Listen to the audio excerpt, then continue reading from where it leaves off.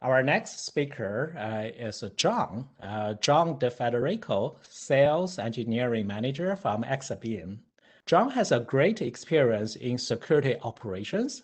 He was a SOC analyst, a security operation center analyst, responsible for alert triage and incident response. He also worked as a SIEM, a lot of acronym today. So SIEM stands for Security Information and Event Management. So he worked as a SIEM engineer, responsible for all kind of use case development and effectively integrating threat intelligence with the SIEM platforms. And John will give you the comprehensive view on the top 10 UEBA use cases for today's SOCs, Security Operations Centers.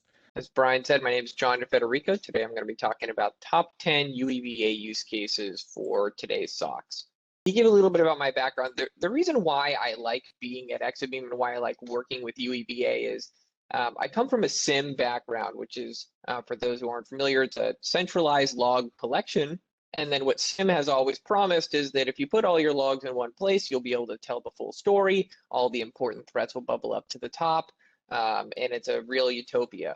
And what I learned in the SIEM space as both a customer and a vendor is that it typically is oversold and under-delivered. And that's because the tools that SIEM provides to date are very static. They're focused on writing very specific correlation rules for very specific events. And when you have very specific threats, it works well. But there's a lot of use cases that it does not perform well at.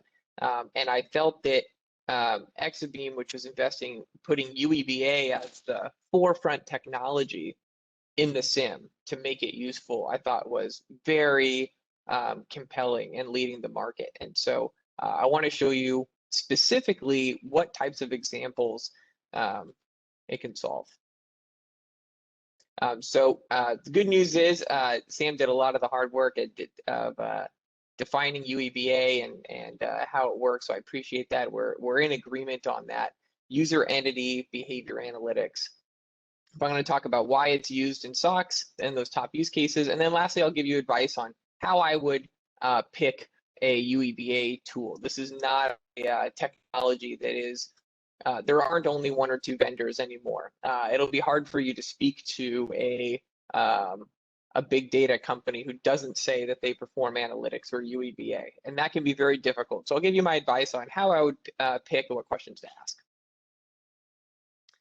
ask. So again, that a Gartner definition, we're going to be baselining behavior, and then the anomalies can help us find risky behavior. That's at the high level. And as a really basic example, we're going to talk about how does this work. On the right-hand side here, we're showing a model that we have to build of Barbara's remote connection behavior. The blue bars are indicating the behavior that we've been tracking. And so these are her VPN connections from the United States and Canada, Germany, Ukraine, and China. And then statistically, this red line is a visual indicator of what would be considered normal or within range of her normal behavior. And so as an example, as logs come in, showing on the left-hand side, that if Barbara connects from the United States, this is normal, right? We see the blue bars here, it's well above the red line, everything is normal. Now, if she connected from China, that's below the red line, and that would indicate that it isn't the first time that she's done this, because we see a little bit of a blue bar there, but it's still abnormal. And so there is some risk associated with that. Now, if she were to connect from Brazil, we see Brazil's not even on this chart. That would be the very first time, and that would have a different level of risk associated with it. Now, that's the most basic example of how any UEBA technology works, but the problem with this approach is just because something is abnormal, that does not mean that it is a security risk, right? And that's one of my biggest warnings about UEBA technologies. We see a lot of them on the market today that are just focused on finding a mathematical or statistical exception, some anomaly. And people and machines do abnormal behavior all the time. And so that alone is not enough for you to take action. And so I'm going to talk about some really specific examples of how to use this effectively and not get bogged down. Okay, so first, just a quick time check here. Perfect. Why UEBA is so effective. Now, the first is the static detection, like I was talking about, is not really cutting it in and of itself. Some of the ways that we create rules in SIM today are based on IOCs like URLs, command and control servers, IP addresses, malware hashes. And again, these are still effective. They're still an important part of the arsenal, but these are also ephemeral. Just because the URL was bad today doesn't mean that it's bad tomorrow. It doesn't mean that the bad actors are going to leverage the same malware hashes and CNC servers. And so it's a bit of a cat and mouse game, and it doesn't cover everything.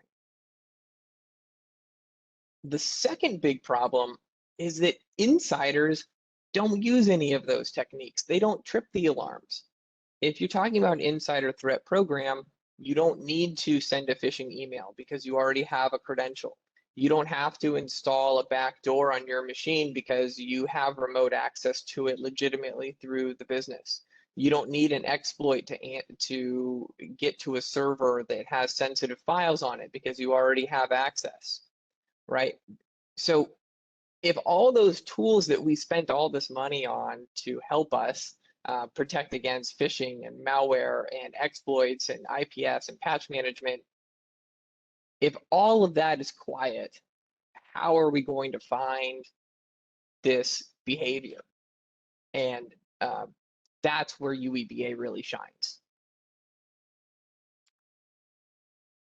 So the other issue, the other part that I think is really important about UEBA is we talk about attack data is in silos, but attacks are not. And so what does that mean? It means that attacks infrequently are only going to traverse one set of logs. It's unlikely that only your Windows logs will contain information about a threat. It's unlikely that your EDR logs will be the only indicators of a threat, right? This attacker is likely working their way through the system and your organization and traversing multiple logs. But oftentimes as blue team members, as those responding to alerts, that's not how we see them. We get an email telling us to go look at an alert in our EDR. We get an alert that says, go look at this DLP alert, right? Go look at these failed login attempts. And it's missing that perspective. And it's difficult to understand which threats are related to others. And so one of the most important parts of a UEBA, and why I think it's really important to be part of a SIM technology, is to have UEBA running across a large set of logs of multiple vendors, because you're going to want to see the entire perspective and you're not going to want to review one anomaly at a time. Okay, let's get into the top 10. The first one, the biggest one that we talk about all the time, compromised credentials. Stolen credentials are the biggest issue because, again, this is when the alarms stop going off. And we think about, why does a bad actor send an exploit onto a host? How do they get their beachhead? When they do get their beachhead, what are they trying to accomplish?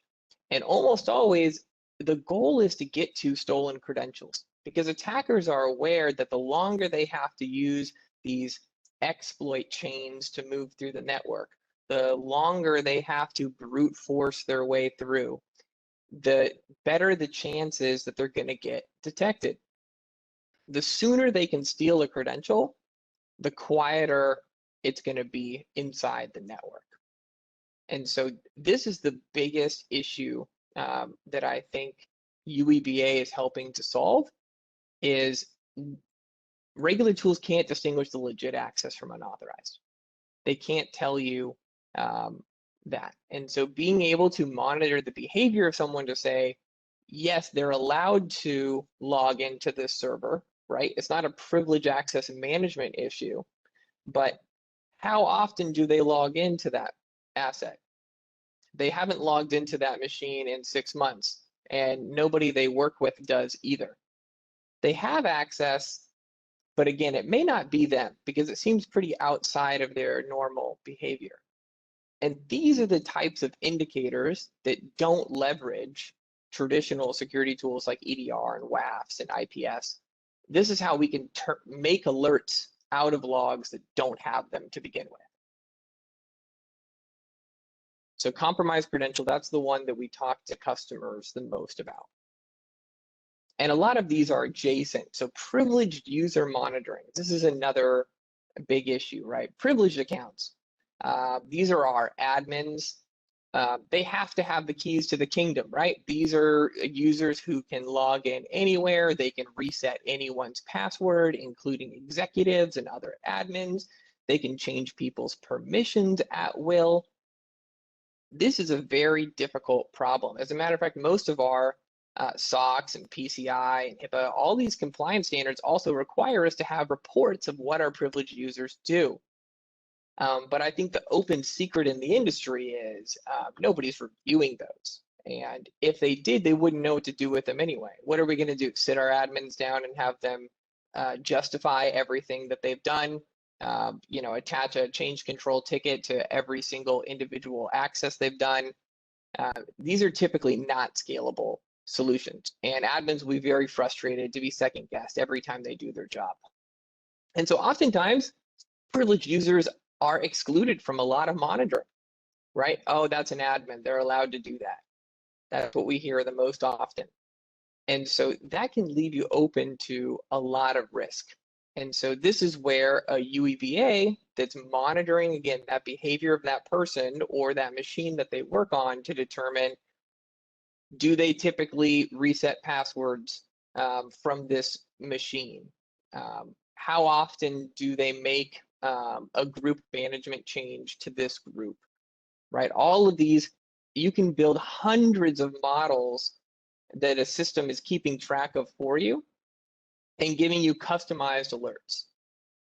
And to be clear, this is on top of privilege access management.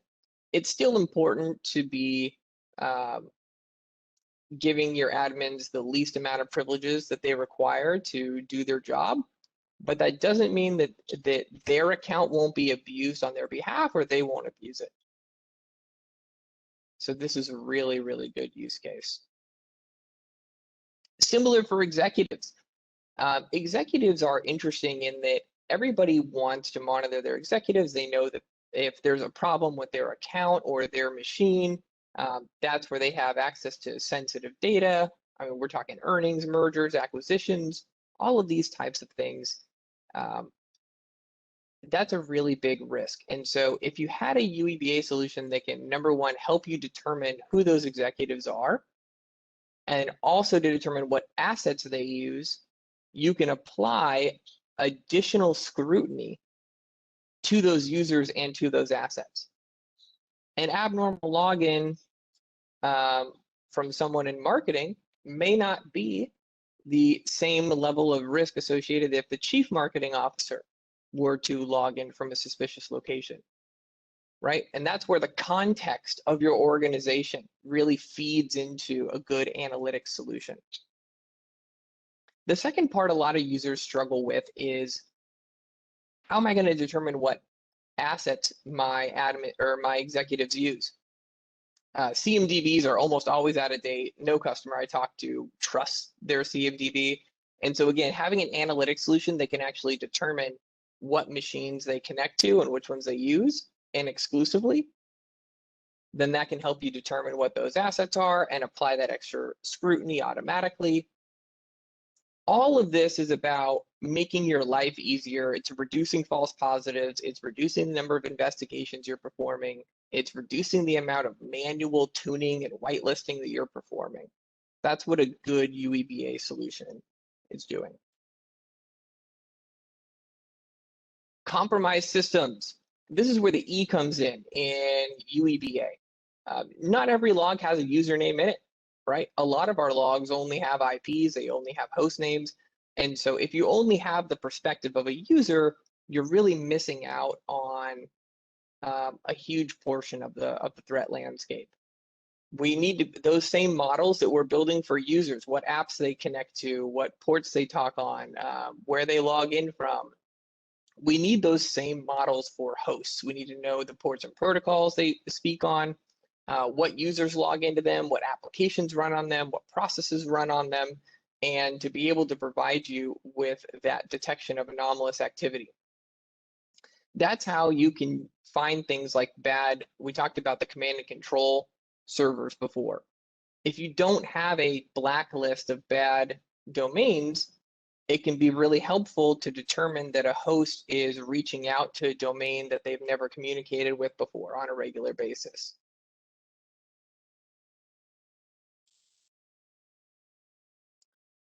Insider access. These people, it's the same thing, right? These can be malicious, they can be compromised. Either way, they already have access to the network. And so there's a really big point about this is that you want to have what we call peer group comparison. And so a good UEBA doesn't just tell you that this is abnormal for Barbara, but this is abnormal for everyone, for anyone who works in the HR department. This is abnormal for anyone who reports to Mary or works in the Atlanta office, right? And so you need to have these different levels of view. A good UEBA is going to give you all of that context. You shouldn't be having to go run reports or click onto other screens to get that context. It should be visible in front of you so that you can make those decisions. Lateral movement detection.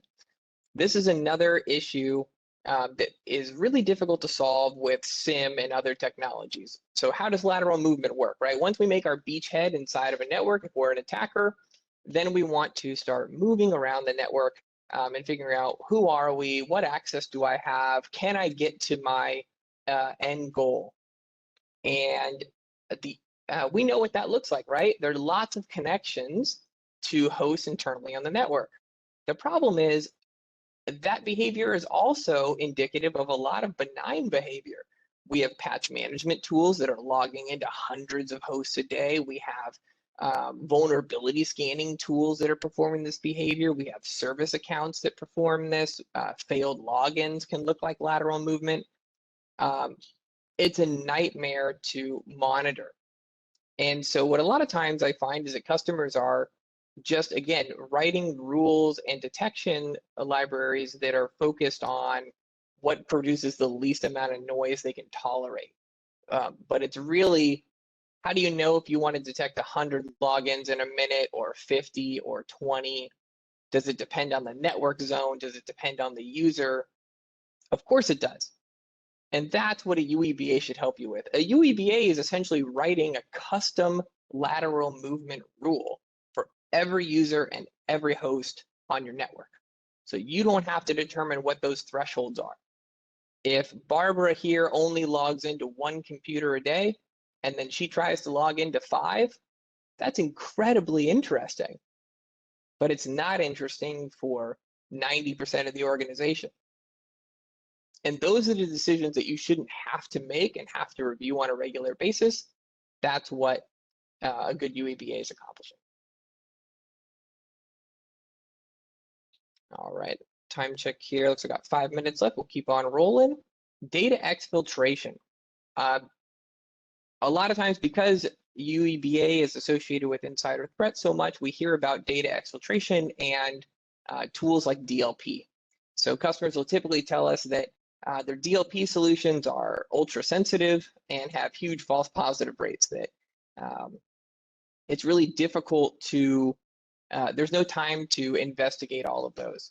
And it's because oftentimes they lack context, right? The sales organization sends out email blasts at the end of every quarter. There is a machine in a development network zone that backs up data every Friday.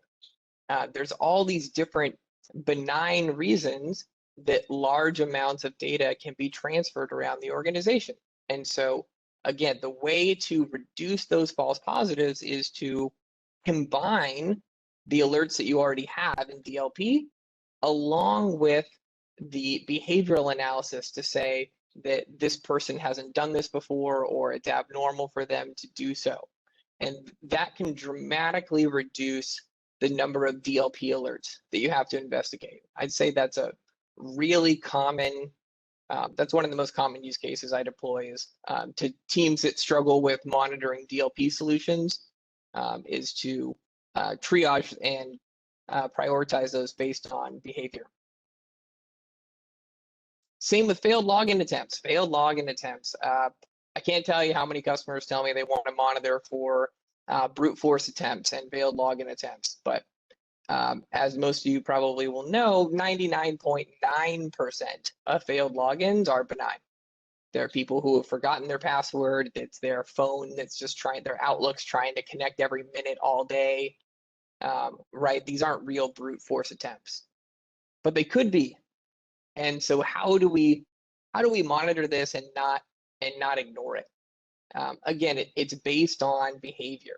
If it's a user who is failing to log in to their personal laptop, and that's the only asset they're trying to log into every minute, and they've done this 5 other times in the model, that's not interesting, right? Even if it's 1,000 login attempts, it's not interesting. It's benign behavior. But if they're trying to log into a sensitive asset, even if they only did 5 failed logins to a server they've never successfully authenticated to before, now that's interesting.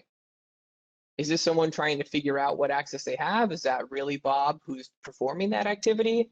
Are they trying to move around the network?